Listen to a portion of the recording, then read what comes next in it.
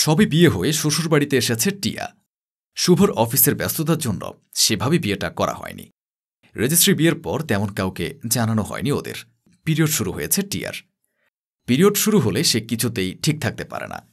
অসহ্য পেট ব্যথায় সারা শরীর কাঁপে ওর। আজও তার অন্যথা হয়নি। চোখ ফেটে জল আসছে মেয়েটার।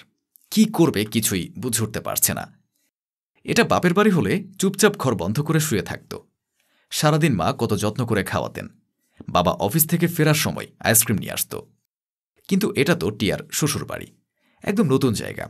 এখানে সবাইকে সবকিছু খুলে বলতেই পারবে না টিয়া। শুভ কখন টিয়াকে না জানিয়ে বিছানা ছেড়ে রুম থেকে বের হয়ে গেছে। একবার অন্তত তাকে জিজ্ঞেস করতে পারত সে কেমন আছে। অথচ শুভ সেটা করেনি। রুমের মধ্যে এখন টিয়া একা। নিজের অবস্থার কথা শুভ ছাড়া আর কাকেই বা বলবে। কোনো রকমে বিছানা ছেড়ে উঠে ঘরের মধ্যে পায়চারি করার চেষ্টা করছে সে।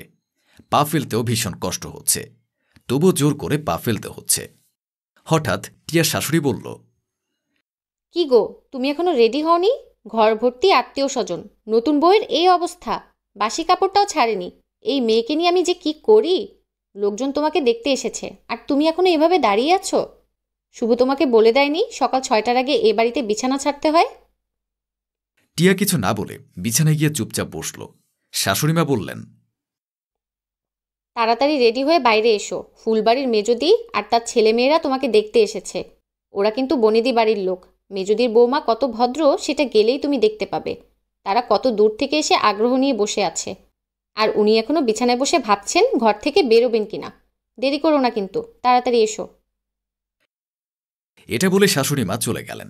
টিয়া যে দাঁড়াবে তার শক্তিটুকুও নেই। পেট চেপে ধরে উঠে দাঁড়ালো টিয়া। 7-5 ভাবতে ভাবতে আলমারি থেকে একটা নরম শাড়ি বের করল টিয়া।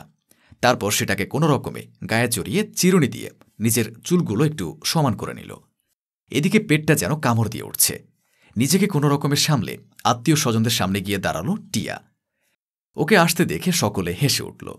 নতুন বউ যেন খুব পছন্দ হয়েছে এমন একটা ভাব। হঠাৎ মেজদি বললেন, এই কি বৌমা, নতুন বউ মাথা আঁচড়ে সিঁদুর পরনি কেন? যতবার মাথা আঁচড়াতে হয় ততবারই সিঁদুর পরতে হয়। কি রে ছোট, তুই কি তোর বৌমাকে ঠিক করে সিঁদুর পরতেও শিখিয়ে দিসনি? এটা তো একটা সাধারণ বিষয়, ও না হয় জানে না, তুই তো জানিস। তুই যখন ওকে রেডি হতে বলে এলি তখনই তো সিঁদুরটা পরে আসতে বলতে হতো। কেমন বাসি সিঁদুরে আমাদের সামনে দাঁড়িয়েছে, এতে তো স্বামীর অমঙ্গল হয়। মেজদির কথা শুনে শাশুড়িমা টিয়ার মাথার দিকে তাকাল। তারপর দেখল সত্যি টিয়া মাথাটাকে আঁচড়ে সিঁদুর ঠেকায়নি। কি যে করো না বৌমা, কোনো কাজটাই তোমার দ্বারা ঠিকঠাক হয় না। অন্তত তোমার মাকে এই ছোট জিনিসটা শিখিয়ে দিতে হতো। যাকগে, এবার থেকে যখনই মাথা আঁচড়াবে তখন সিঁদুরটা আরেকবার পরে নিবে। মাথা নেড়ে সম্মতি জানিয়ে সবার সাথে হাসি মুখে কথা বলল টিয়া। কথার মাঝে শাশুড়িমা বললেন, বৌমা, গুরুজনদের চা খাওয়াতে হবে না? তুমি রান্নাঘরে যাও, ওনাদের জন্য চায়ের ব্যবস্থা করো। এক্ষুনি আনছি মা, আপনি মেজুমায়ের কাছে বসুন, আমি তাড়াতাড়ি নিয়ে আসছি। টিয়াকে রান্নাঘরে যেতে দেখে মেজদির বৌমা সীমা বলল, আমি কি তোমার সাথে রান্নাঘরে যাব? তাহলে একটু হেল্প হয়ে যাবে।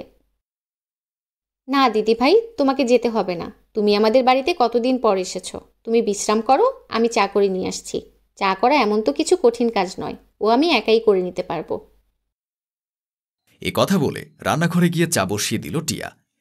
5 জনের জন্য 5 কাপ চা বানিয়ে একটা ট্রেতে সে চাগুলো ভালো করে সাজিয়ে নিল। রান্নাঘর থেকে বেরিয়ে আসার পর ট্রেতে করে চা নিয়ে এক পা ফেলতেই টিয়ার মাথা চক্কর দিয়ে উঠল।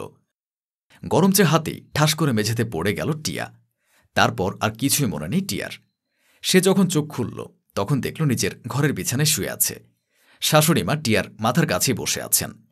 মেজদির বৌমা মাথায় হাত বুলিয়ে দিচ্ছেন। টিয়া উঠতে চাইলে শাশুড়িমা বলল, থাক বৌমা, এখন একদম ওঠো না, একটু রেস্ট করো। তোমার শরীরটা দুর্বল বলে মনে হচ্ছে। কিন্তু তুমি হঠাৎ পড়ে গেলে কিভাবে? তুমি কি অসুস্থ? ওনাকে সত্যিটা বলতে ইতস্থিত হতে লাগল টিয়ার। অবশেষে বলল, মা, আমার পিরিয়ড হয়েছে। রান্নাঘরের গরমে হঠাৎ মাথাটা চক্কর দিয়েছিল। আসলে ও বাড়িতে থাকতে এই 4 দিন আমি একদমই বিছানা ছেড়ে উঠতে পারি না। আমার ভীষণ শরীর খারাপ করে। এর জন্য ডাক্তারও দেখিয়েছিলাম, উনি বলেছেন রেস্টে থাকাটাই আমার জন্য চিকিৎসা। শাশুড়িমা বেশ রেগে গেলেন। তারপর বললেন, তো সেটা আগে বললেই হয়ে যেত। খামাখা তোমাকে কষ্ট করে আমি রান্নাঘরে পাঠালাম। আমি যদি জানতাম তোমার এরকম অবস্থা, তাহলে তো চাটা আমিই করলে পারতাম। কিন্তু দেখো বৌমা, আমি তো সেসব কিছুই জানতাম না। আর তুমি আমাকে এ বিষয়ে কিছুই বলনি। না বললে তোমার শরীর খারাপের কথা আমি জানবো কি করে? টিয়া ইতস্থিত করে বলল। আসলে মা, বলতে লজ্জা করছিল, তাই। শাশুড়ি মা রেগে বললেন। গালে চড় বসিয়ে দিলে লজ্জা চলে যাবে, পাজি মেয়ে। ওনার কথায় টিয়া হতভম্ব হয়ে গেল। সত্যি সত্যি শাশুড়ি মায়েরা ভীষণ দজ্জাল হয়। এত শরীর খারাপ জেনেও কেমন গর্জন করে কথা বলছে। শাশুড়ি মায়েরা কখনোই মায়ের মতো হয় না। টিয়ার শাশুড়ি মা টিয়াকে একা ছেড়ে দিয়ে মেজদির বৌমাকে নিয়ে ঘর থেকে বের হয়ে গেল। সীমা যাওয়ার আগে টিয়াকে বলল, আচ্ছা টিয়া, আমি এখন আসি, তুমি সাবধানে থেকো, বেশি চিন্তা করো না। এই সময় মেয়েদের অনেক কিছু হয়, সব ঠিক হয়ে যাবে। ওরা চলে যাওয়ার কিছুক্ষণ পর টিয়ার ফোনে একটা কল এলো। টিয়া ফোনের স্ক্রিনের দিকে তাকিয়ে দেখল শুভ ফোন করেছে। শুভ ফোন করে বলল, তোমার কি খেতে ইচ্ছে করছে? শুভর প্রশ্ন শুনে টিয়া ভীষণ অবাক হয়ে গেল। কি গো, হঠাৎ এমন প্রশ্ন? আহা, বলোই না। আচার খাবে না ফুচকা? আইসক্রিম নিয়ে যাই, দোকানে নতুন একটা আইসক্রিম তুলেছে। আচ্ছা ঠিক আছে, তুমি আমার জন্য আইসক্রিম নিয়ে আসো। কিছুক্ষণ পর শুভ 2 হাত ভর্তি খাবার নিয়ে এলো। টিয়ার পাশে বসে বলল, এই কি হয়েছে তোমার? আমার আবার কি হবে? কিছুই না। না, মানে হঠাৎ মা ফোন করে বলল বৌমার যা খেতে মন চাচ্ছে সেসব শুনে ওগুলো কিনে নিয়ে আন এক্ষুনি। টিয়া বিস্মিত হয়ে বলল, মা এসব বলেছে? হ্যাঁ, কড়া ভাষায় বলেছে। রাস্তায় জ্যাম থাকার জন্য আসতে একটু দেরি হয়েছে বলে মা ফোন করে সে কি রাগ। টিয়া শুধু মুচকি হেসে বলল, ও আচ্ছা, ওইটা ভালোবাসার রাগ ছিল। কে বলেছে শাশুড়ি মায়ের মতো হয় না? আমিই ভুলছিলাম। শুভ মাথা চুলকে বলল, কিছুই তো বুঝতে পারছি না, কি যে বলো, সব মাথার উপর দিয়ে যাচ্ছে। টিয়া বিছানা ছেড়ে উঠে শুভর মাথার চুলগুলো নাড়িয়ে দিয়ে মায়ের ঘরে এলো। উনি টিভিতে সিরিয়াল দেখছেন। মায়ের পাশে কিছুক্ষণ বসে থেকে মাকে শক্ত করে জড়িয়ে ধরল। মা বললেন, ও মা গো, এত জোরে জড়িয়ে ধরছো কেন? কি ব্যাপার? মেজদিরা এইমাত্র গেল। টিয়া মাকে আদর করে বলল, না, ছাড়বো না, সারা জীবন এইভাবেই জড়িয়ে ধরে থাকবো। অন্য কাউকে তো ধরিনি, নিজের মাকেই জড়িয়ে ধরেছি। কেন ছাড়বো? হ্যাঁ, থাক থাক, আর আদিক্ষেতা করতে হবে না। হয়েছে হয়েছে, ঢং করতে হবে না অত। আচ্ছা মা, তখন শুধু শুধু কথা শোনালে কেন? ভেতরে ভেতরে তো এত এত ভালোবাসো, যত্ন করো। মা অভিমানী স্বরে বলল, অসুস্থতার কথা লুকিয়ে রাখার জন্য। আমার থেকে কিছু লুকালে এভাবেই বকবো। আমি তো তোর নিজের মা, পাগলি মেয়ে। আমাকে কিছু লুকাতে আছে? যথা আজ্ঞা মহারানী, আর কোনোদিন কিছু লুকাবো না, কথা দিচ্ছি। মা টিয়ার গালে আদর করে বলল, পাগলি মেয়ে একটা। পাগলি হই আর যাই হই, তোমারই তো মেয়ে। আই লাভ ইউ শাশুড়ি মা। উপস, সরি, শুধু মা। কে বলেছে তুমি আমার শাশুড়ি? তুমি তো আমার নিজের মা।